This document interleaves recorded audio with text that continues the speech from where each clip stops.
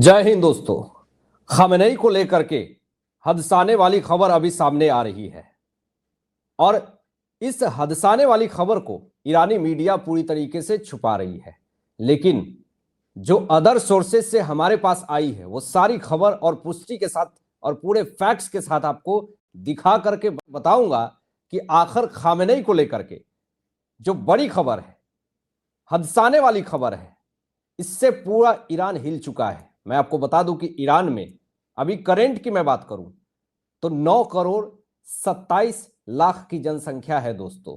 मैं मान के चलूं 9 करोड़ 27 लाख लोगों को मैं नहीं मान रहा हूं, क्योंकि अभी कुछ लोग भारत से, कुछ लोग अमेरिका से, बहुत सारे लोग वहां पे रह रहे थे, तो इधर उधर हुए, तो 9 करोड़ ईरानी दहशत में अभी जी रहे हैं।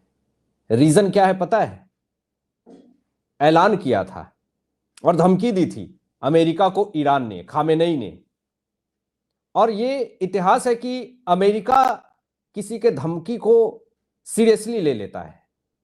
अब अमेरिका ने धमकी को सीरियसली ले लिया खामेनेई को कि इजराइल और ईरान के वार के बीच में अगर अमेरिका आया तो बहुत बुरा होगा। अमेरिका ने कहा कि ठीक है, इसका इलाज हो जाएगा। शुरू में तो इजराइल की तरफ से यह स्टेटमेंट जारी किया गया कि ईरान और इजराइल कॉन्फ्लिक्ट के युद्ध का अंत सिर्फ और सिर्फ खामेनेई की हत्या है और कुछ नहीं, हत्या से ही युद्ध विराम होगा। और सारा ठिकाना मोसाद ने खोज निकाला था खामेनेई का, बस एक ऑर्डर चाहिए था। मैं आपको बता रहा हूं, ये बड़ी खबर अंदर से जो आई है, बस एक ऑर्डर चाहिए था। किसका? अमेरिका का। आखिर इजराइल का सपोर्ट क्यों अमेरिका कर रहा है, ये मैं वीडियो के आगे बात करूंगा। इसके पीछे की एक बहुत बड़ी लॉजिक है, बहुत बड़ी रणनीति है जो आपको आगे बताऊंगा। लेकिन बस एक हां की जरूरत थी दोस्तों। अभी जो सोर्सेज से जो पुख्ता सोर्स हदसाने वाली जो ये खबर आई है, बस एक ही हां की जरूरत थी बेंजामिन नेतन्याहू को। मोसाद की बंदूक तैयार थी खामेनेई की खोपड़ी खोलने के लिए। और ये मैं ऐसे ही हवा में बात नहीं कर रहा हूं, पूरे सबूत दिखाऊंगा मैं आपको। तो क्या कहा यूएस प्रेसिडेंट ट्रंप ने कि अभी रहने दो, ऑर्डर वो पूरी तरीके से रोक दिया गया। लेकिन कहा था अमेरिका ने कि मुझे 2 हफ्ते का समय चाहिए। फिर जब कनाडा के G7 समिट से जब लौटे अमेरिका, तो उन्होंने यही स्टेटमेंट दिया कि ईरान जो है वो संभल जाए, परमाणु को लेकर के जो भी इसकी डेवलपमेंट है वो रोक दे, और 1 सप्ताह से भी कम समय है। मैंने उस वक्त भी कहा था कि देखिएगा 1 सप्ताह बहुत ज्यादा कह दिया ट्रंप ने। उसके 1-2 दिन बाद ही 3 न्यूक्लियर साइट्स को धुआं धुआं कर दिया अमेरिका ने। और अब तो जो खबर आ रही है कि ईरानी मीडिया सबसे पहले तो ईरान में जितने मृत्यु आंकड़ा है वो छुपा रही है। दूसरी चीज कि खामेनेई कहां छुपा है इसका भी पता चल गया है। गुप्त अंडरग्राउंड बंकर में छुपा है ये, और मोसाद ठिकाने का पता लगा रही है। और वो पूरे फैक्ट्स के साथ मैं ये बात नहीं कह सकता हूं कि एग्जैक्ट लोकेशन कहां है, क्योंकि जो सोर्सेस, जो सबूत आएंगे उसी के आधार पर मैं अपनी बातें रखूंगा, लेकिन इसके पुख्ता सबूत नहीं है। बस इतना ही खबर है कि गुप्त अंडरग्राउंड बंकर में छिपा है खामेनेई। और अब डर यह सता रहा, 9 करोड़ ईरानी इसलिए दहशत में है क्योंकि अमेरिका की इन्वॉल्वमेंट हो गई है ईरान इजराइल कॉन्फ्लिक्ट में। और अगर अमेरिका आया है तो फिर तबाही मचना है ईरान में। और अमेरिका जब ईरान के 3 न्यूक्लियर साइट्स को धुआं कर सकता है तो खामेनेई का पता लगा करके उसको धुआं करने में समय नहीं लगेगा। तो इस युद्ध का अंत बेंजामिन नेतन्याहू के द्वारा अगर देखे तो जब तक खामेनेई का अंत नहीं, तब तक ईरान इजराइल कॉन्फ्लिक्ट का अंत नहीं। अब जो खबर आ रही है जो मैं आपको दिखा रहा हूं, जरा देखिए। खामेनेई ने एक बहुत बड़ा स्टेटमेंट दे दिया दोस्तों। क्या कहा कि अमेरिका को खुली धमकी दिया है इसने, और कहा है कि हमला ऐसा होगा जो इससे पहले कभी नहीं हुआ। अब इस स्टेटमेंट के बाद से ट्रंप पूरी तरीके से बौखलाए हुए हैं। ट्रंप खामेनेई को खामेनेई बनाने में मिट्टी में मिलाने के लिए अब नए पैतरे अपना रहे हैं, क्योंकि अमेरिका को धमकी दे दिया।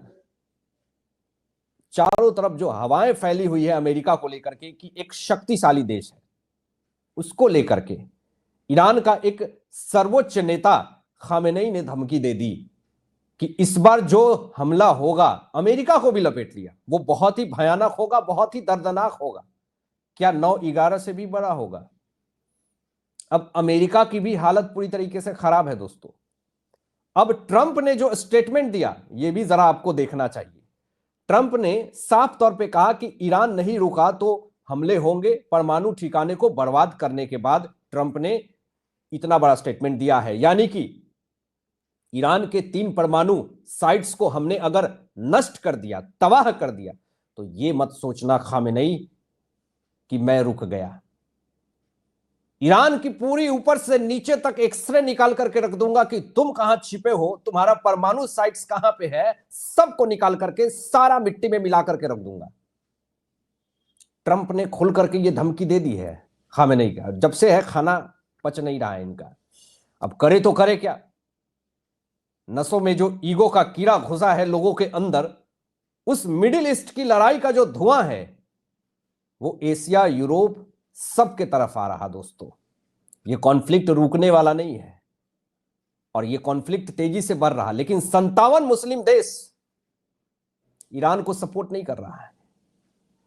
कुछ निकल करके सामने भी आए हैं, लेकिन वो खुल करके सामने नहीं है। जिसको ईरान सपोर्ट करता था वो भी आज पीठ पीछे अपना कर चुका है।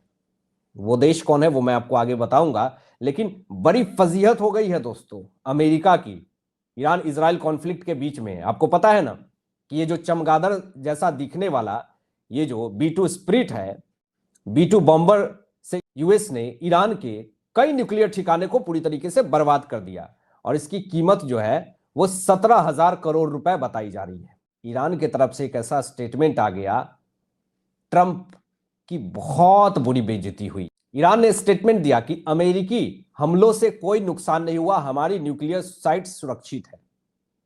यानी ईरान की तरफ से यह स्टेटमेंट तो जगजाहिर हो गया कि यह न्यूक्लियर चोरी छुपे बना रहा था। यह खुद अपने मुंह से कह रहा है दोस्तों, मैंने नहीं कहा, यह खुद कह रहा है इलीगल रूप से न्यूक्लियर साइट बना रहा था और आज ये स्टेटमेंट दे रहा है कि मेरी न्यूक्लियर साइट पूरी तरीके से सुरक्षित है। पहली चीज। दूसरी चीज कि अमेरिका के हमले से हमारी न्यूक्लियर साइट्स बिल्कुल सुरक्षित है।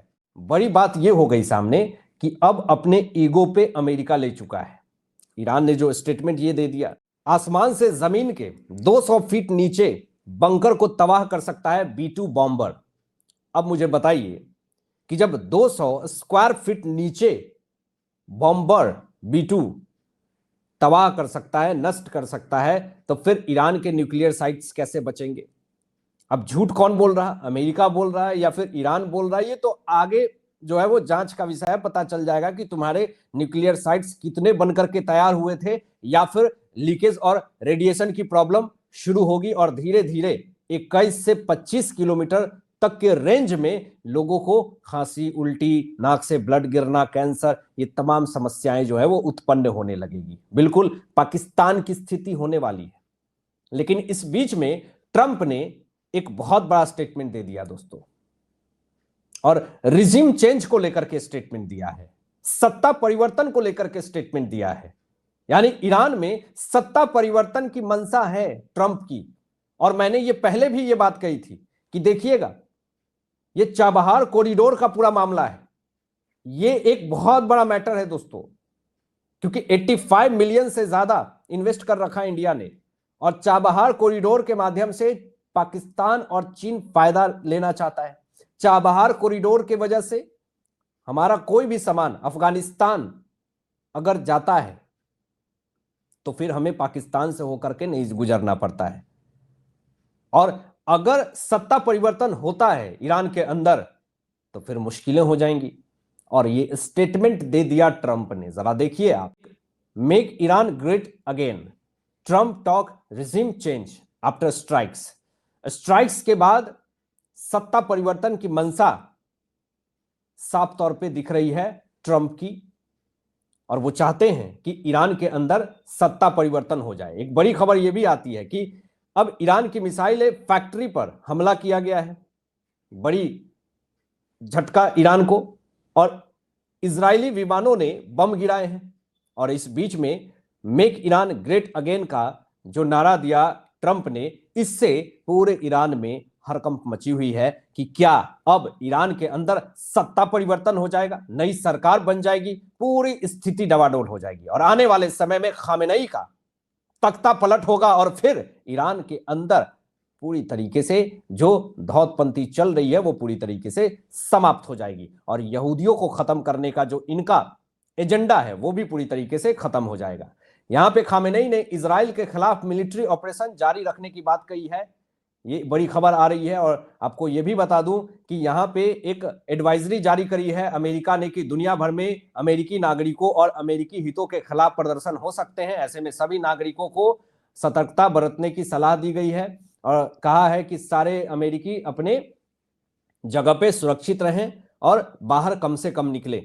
एक बड़ी खबर आ रही है दोस्तों कि लेबनान में हिजबुल्लाह को फाइनेंशियल सपोर्ट ईरान देता था, लेकिन आज वही लेबनान की तरफ से एक बड़ा स्टेटमेंट जारी होता है। लेबनानी पीएम का स्टेटमेंट आता है कि लेबनान इस युद्ध में शामिल नहीं होगा। ये क्लियर स्टेटमेंट जारी कर दिया गया ईरान को लेकर के, यानी कि आप समझ लीजिए कि ओवरऑल अगर मेजोरिटी की बात करूं तो ईरान और इजराइल कॉन्फ्लिक्ट में 57 मुस्लिम देश में से ज्यादा ईरान को कोई सपोर्ट नहीं कर रहा है।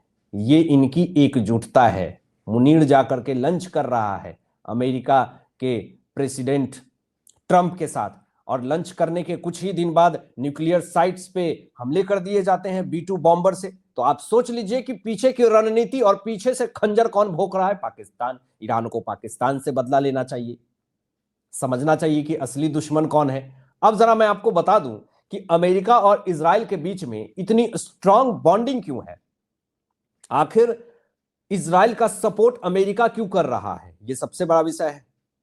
हथियार के रूप में, हर एक चीज के रूप में। आपको बता दूं कि 1948 में इजराइल की जब स्थापना हुई थी तो उसके तुरंत बाद अमेरिका ने ही सबसे पहले मान्यता दी थी, उनको सपोर्ट किया था, पहली चीज।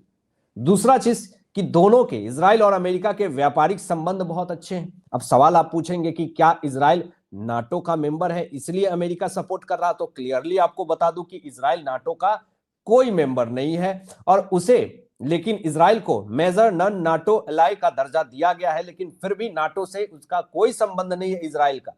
लेकिन फिर भी अमेरिका जो है वो इजराइलियों के समर्थन में सामने आ रही और ईरानियों के दांत खट्टे कर रही।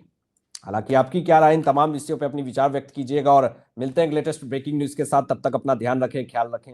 सत्यमेव जयते। जय हिंद।